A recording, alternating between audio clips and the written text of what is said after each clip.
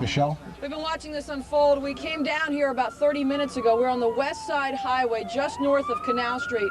Now, about 45 minutes ago, the city shut down the southbound lanes of the West Side Highway so that emergency crews only, fire trucks, NYPD trucks, could get down here. I don't know if we can swing over and show as this aftermath unfolds and the plumes of smoke behind me billow from the World Trade Center. People are literally getting away the only way they can, on foot. People have been walking by here with their hands over their mouths and screaming at each other to try to borrow cell phones, but there's no way to get away from here because the bridges and tunnels have been closed. They've been asking me whether or not the Hudson, whether there was any way to get out of the city, and of course there is some concern as to what could be in the smoke. That's the question most of the people have been asking me. What could possibly be in the smoke? They're listening to their radios. President Bush, of course, saying that this is apparently a terrorist attack on our country, and now the latest word from Washington that possibly the Pentagon has been hit by the same kind of attack. There have been some witnesses actually who came by here who said that it was definitely one plane and then another within minutes of each other hitting the World Trade Center towers, the North Tower, then the South Tower, and that from what they could see, this was definitely no accident. In the words of President Bush again, apparently a terrorist attack on our country. And I don't know if we can show more and more ambulances moving all the way down the south side of the West Side Highway. This has been closed now for about an hour. Of course, this whole thing unfolding about an hour ago, not even an hour ago. But I will continue to let you know what's going on here. We are, again, just north of Canal Street on the West Side Highway. The only way people are moving out of here is to walk. You can probably see people carrying their briefcases walking by me. We're live on the West Side Highway. Michelle Charles with ABC News. Back to you. Thank you very much, Michelle. To put that fire out, it looked like the top part of the building was so weakened by the fire that the weight of it collapsed the rest of the building. That's what appeared to happen.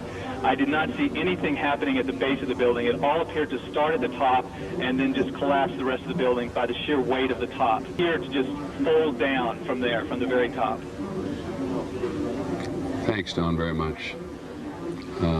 Just looking at that, I don't know why, but when was the last time the United States was attacked? Usually during these things, there's a little bit of a high pitch, but basic calm over the police radios among the emergency workers. I can hear them screaming, signal 1013, which is the police code for help, calling for help at the triage center, where other people who were already injured have been injured more, confirming that the building has collapsed. Dozens of officers, more civilians are injured. And we don't know, although I'd have to suggest, given the size of that building, what progress the evacuation was in of the tower that collapsed. Yes, Pierre Thomas. One thing I might add is that in recent years, the U.S. government has been preparing for massive attacks, but it's been primarily focused on biological, often bombing attacks. One of the things I have not heard discussed at all in government circles. Earlier, we had spoken to a witness and someone who was inside the tower talking about the damage that was sustained, particularly within the core. With you, you'll be able to hear me, but I can't hear you.